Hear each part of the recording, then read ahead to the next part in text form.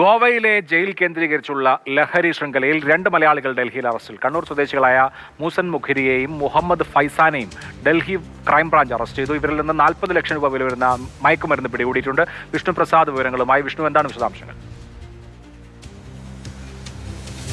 Abhilash, പനാജിയിലെ Colvale jail കേന്ദ്രീകരിച്ച് നടത്തിയ ഒരു ലഹരി ശൃംഖലയുടെ കണ്ണികളെയാണ് ഇപ്പോൾ ഡൽഹിയിൽ വെച്ച് പിടികൂടിയിട്ടുള്ളത്. ഈ കേസുമായി ബന്ധപ്പെട്ട് ഏറ്റവും ആദ്യം പിടികൂടുന്നത് കോഴിക്കോട് സ്വദേശിയായ അഭിറാം പുളിക്കലിനെയാണ്.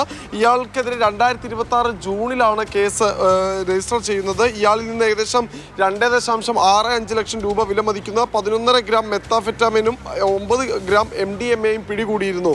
ഇയാളെ ചോദ്യം ചെയ്തതിൽ നിന്ന് അസറുദ്ദീൻ അച്ചി എന്ന അസാരുവുമായി ബന്ധമുള്ളതായി പോലീസിന് വിവരം ലഭിക്കുകയും ആ അന്വേഷണം പിന്നീട് ഡൽഹി ക്രൈംബ്രാഞ്ചിന് കൈമാറുകയും ചെയ്തു.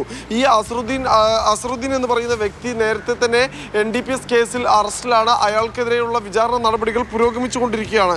തുടർന്ന് നടത്തിയ അന്വേഷണത്തിലാണ് കണ്ണൂർ സ്വദേശിയായിട്ടുള്ള മൂസൻ മുഖിരിയും മുഹമ്മദ് ഫൈസാനും ഡൽഹിയിൽ നിന്ന് പിടിയിലാകുന്നത്. ഇവരുടെ താമസ സ്ഥലത്ത് നിന്നാണ് രഹസ്യ വിവരത്തെ തുടർന്ന് ഡൽഹി ക്രൈംബ്രാഞ്ച് ഇവരെ അറസ്റ്റ് ചെയ്യുന്നത്. അറസ്റ്റ് ചെയ്യുന്ന സമയത്ത് ഇവരുടെ പക്കൽ നിന്ന് 151 ഗ്രാം മെത്താഫെറ്റാമിനും 512 ഗ്രാം മാജിക് മഷ്റൂം ഉൾപ്പെടെയുള്ളവ പിടിച്ചെടുത്തു. ഏകദേശം വിപണിയിൽ 40 ലക്ഷം രൂപ വില വരുന്ന സാധനങ്ങളാണ് ഇവരിൽ നിന്ന് പിടിച്ചെടുത്തിട്ടുള്ളത്. 3 മലയാളികൾ ഈ കേസിൽ ഇപ്പോൾ അറസ്റ്റിലായിട്ടുണ്ട്. അഭിലാഷ്, വിഷ്ണു വിവരങ്ങൾ നൽകുകയായിരുന്നു ഡൽഹിയിൽ നിന്ന്.